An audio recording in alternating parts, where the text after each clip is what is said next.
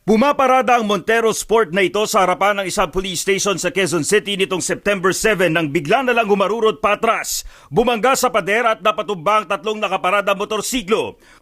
Humarurot ulit paabante at natumbok ang dalawa ring nakaparadang kotse at katabing multicab. Saka nagbuga ng napakaitim na usok. Bigla na lang nakarinig ako ng malakas na ingay ng makina. Na kala mo galit na galit. Ginawa ko yung lahat, inapakan ko yung brake.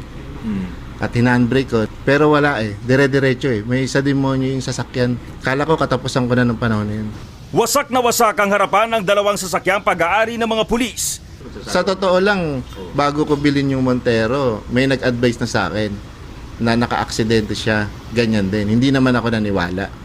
Pero nung nangyari na sa akin, talagang napatunayan ko talaga. Talagang nagloloko ang Montero.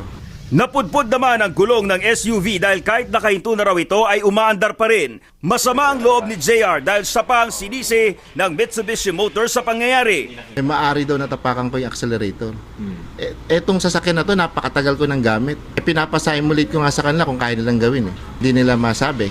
Sa pahayag ng Mitsubishi Motors, ang mga modelo ng Montero Sport mula 2012 hanggang ngayon ay may brake override function na nagpuputol ng supply ng krudo sa engine sakaling sabay na natapakan ng brake at accelerator pedals.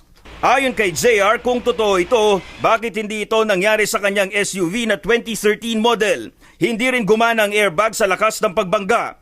Naayos na ng insurance ang sasakyan ni JR pero natatakot na siyang gamitin ito dahil sa trauma. Isa siya sa sasama sa class suit laban sa Mitsubishi. Meron tayong pananagutan sa kapwa rin natin.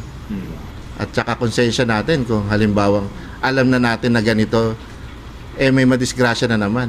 Buhay ang nakataya Samantala, iniutos na ni DTI Undersecretary Vic De Magiba ang pagbuo ng investigating panel para silipin ang issue ng sudden unintended acceleration ng Montero Sport.